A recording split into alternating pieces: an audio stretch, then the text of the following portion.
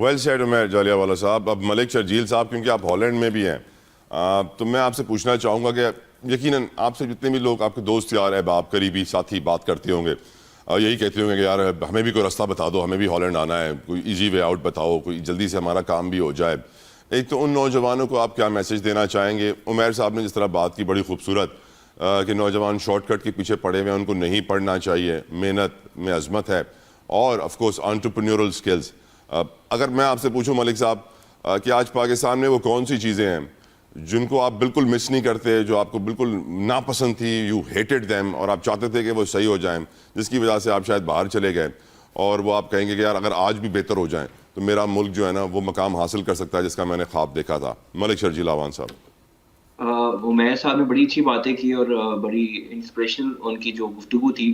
میں بڑا متاثر ہوا ان کی گفتگو سے. انہوں نے جو بات کی کہ ہمیں شارٹ کٹ کی طرف نہیں جانا چاہیے. بدقسمتی ہے طلحہ بھائی, میں یقین کریں میں دیکھ کے پریشان ہوتا ہوں کہ دنیا آئی ٹی میں آگے ہے, دنیا ایجوکیشن میں آگے ہے, ہم لوگ کس چیز میں آگے ہیں؟ ہم جو کنٹینٹ بناتے ہیں ٹک ٹاکر اور دوسری چیزیں ہوتی ہیں, آپ یقین کریں کہ میں نے یورپ کے اندر کبھی اس طرح کا کنسیپٹ نہیں دیکھا. دنیا بات کرتی ہے, آئی ٹی کی بات کرتی ہے, ڈفرینٹ اپنی سکلز کی بات کرتی ہے. ہم لوگ یہاں پہ بات کرتے ہیں جی فلانے ٹک ٹاکر نے یہ کر دیا, فلانے ٹک ٹاکر نے یہ کر دیا.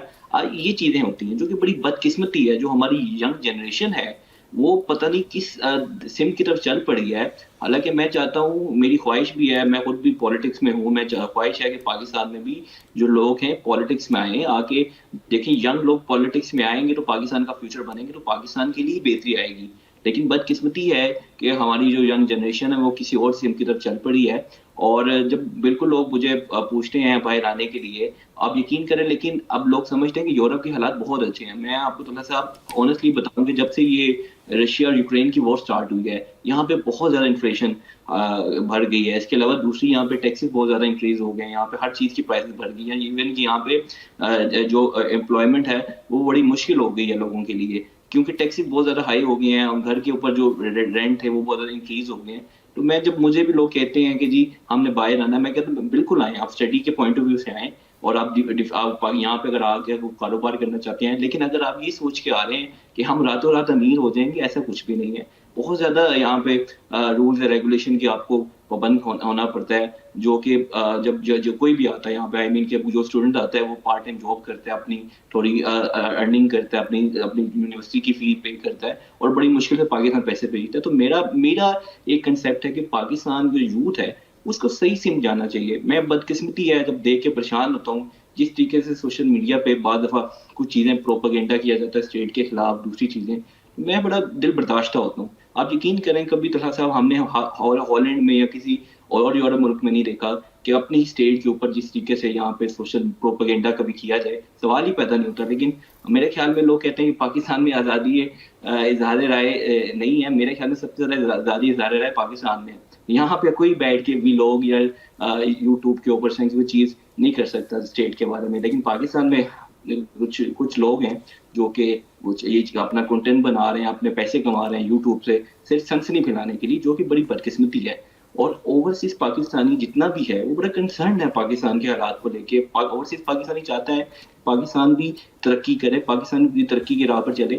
اور ابھی جو گورنمنٹ کی پالیسیز ہیں اس سے جو اوورسیز پاکستانی وہ کافی خوش ہیں, کیونکہ وہ دیکھ رہے ہیں کہ پاکستان کے اندر بھی اکانومی کی بہتری کی طرف جا رہی ہے.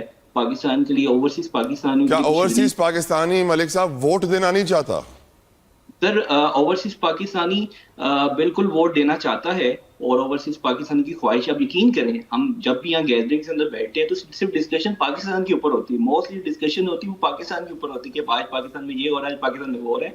ووٹ دینا چاہتے ہیں. اور میں آپ کو ایک اور چیز بتاؤں, اوورسیز پاکستانی تھوڑا سا اس گورنمنٹ سے خوش بھی ہوئے ہیں جب سے یہ پی آئی اے بحال ہوئی ہے, اور ابھی یو کے لیے دوبارہ فلائٹ چلنا میرے خیال میں غالباً تھوڑے دنوں کے بعد ابھی جب فلائٹ سٹارٹ ہو جائیں گی, تو اوورسیز پاکستانی اس چیز سے خوش ہو رہے ہیں. اور اس لیے تو اوورسیز پاکستانی یقین کریں گورنمنٹ کی پالیسی سے خوش تھے. سر پی آئی اے کی فلائٹ سے اوورسیز پاکستانی کیوں خوش ہو رہے ہیں, اور بہت ساری ہزاروں ایئر لائنز ہیں پاکستان آنے کے لیے؟ دیکھیں طلحہ صاحب, فلائٹ ڈائریکٹ ہے. جب آپ 7 گھنٹے میں پاکستان پہنچ جاتے ہیں, جب آپ دوسری اور جو آپ کا جو ٹکٹ ہوتی ہے وہ بھی سستی ہے. پی آئی کا جو ٹکٹ ہوتا ہے وہ غالباً دوسری ایئر لائن سے کافی زیادہ سستا ہوتا ہے. اور اب ڈائریکٹ فلائٹ پہ آپ اپنے ملک پہنچ جاتے ہیں. جب آپ دوسری فلائٹس پہ جاتے ہیں, جب آپ کوئی بھی روٹ یوز کر رہے ہیں, قطر کا, یو اے کا, Transits. کوئی اور ملکوں کا, تو وہ آپ کو ٹرانزٹ, آپ کو بعض دفعہ لوگوں کو ایک دن 5 گھنٹے 6 گھنٹے لوگوں کو وہاں پہ ایئرپورٹ لگ جائے. تو یہ ڈائریکٹ فلائٹ ہے, اوورسیز پاکستان کی بڑا ریلیف ہے. ویسے ملک صاحب آپ مجھے بتائیں ہالینڈ میں وہ کون سی چیز ہے جس کو آپ دیکھ کر بولتے ہیں کہ ہائے کاش یہ میرے ملک میں بھی ہوتی؟ سر میں چاہتا ہوں کہ بائی سائیکلز پاکستان میں ہوں. پاکستان میں بائی سائیکلز کے لیے اسپیشلی ایک لائن ہے. پاکستان نے ایک ہی سوراب سائیکل بنائی تھی, اس کا مالک بھی بیچارہ جو ہے وہ مشکل میں پڑ گیا. ہم تو سائیکل بنانا جانتے ہی نہیں ہے, ہمیں تو مینوفیکچرنگ کچھ آتی ہی نہیں ہے, ہم تو سب امپورٹ کرتے ہیں. اللہ صاحب ہمیں آنا چاہیے, یقین کریں, آپ یقین کریں جو یہاں پہ لوگوں کی جو ریشو ہے, آئی مین کہ جو لوگوں کی ہیلتھ ریشو ہے, آپ یقین کریں کہ بڑی زبردست ہے. اسپیشلی سر وہ گاڑیوں میں ڈمپر کچل کے چلے جاتے ہیں, سائیکل پہ تو انسان ملے گا بھی نہیں.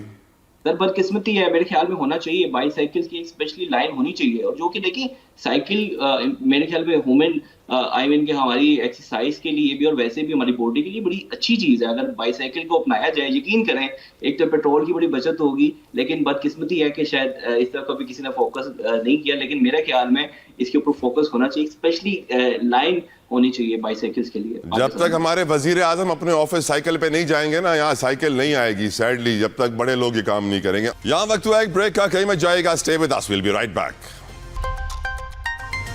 Welcome back. ڈسکشن کو آگے بڑھائیں گے. ان صاحب آج کل کی رمضان ٹرانسمیشن کو میں سلام پیش کرتا ہوں, بڑی کمال ہوتی ہیں. اس میں دین کے علاوہ ہر چیز کی بات ہوتی ہے, کھانے کی, شادیوں کی, اس کی اس کی. اور اس دفعہ ان سے 4 شادیوں کو بڑا ڈسکس کیا گیا, بڑا وائرل ہوا ایک کانٹینٹ کہ جی 4 شادیاں ہونی چاہیے, مرد کو اجازت ہے, میں نہیں کروں گا, میری بیوی ایسی. ریڈیکیولس باتیں کی جاتی ہیں ٹیلی ویژن پہ رمضان ٹرانسمیشن میں. مجھے تو بڑا افسوس ہوتا ہے, اسی لیے میں اوائڈ کرتا ہوں کسی بھی رمضان ٹرانسمیشن کا اب حصہ بننا یا اس میں گیسٹ بن کے جانا, کیونکہ وہاں پہ جو باتیں ہیں ان کا دین سے اور مذہب سے کوئی تعلق نہیں ہوتا. موسٹلی مذہب فروشی اور کانٹینٹ ریٹنگ کی خاطر کچھ بھی چلا جاتا ہے. لیکن یہ آج کل 4 شادیاں ان سا بہت چل رہی ہیں. اللہ نے تو اجازت دے دی ہے, وہ الگ بات ہے کہ پاکستانی عورتیں اپنے شوہروں کو اجازت نہیں دیتی ہیں دوسری, تیسری یا چوتھی کرنے کی. مردوں کو تو بڑا شوق ہے, ان کا دل فوراً سے تتلی کی طرح ہلنا شروع ہو جاتا ہے 4 شادی کا ذکر کرتے ہی, اس لیے ہر کوئی 4 شادی.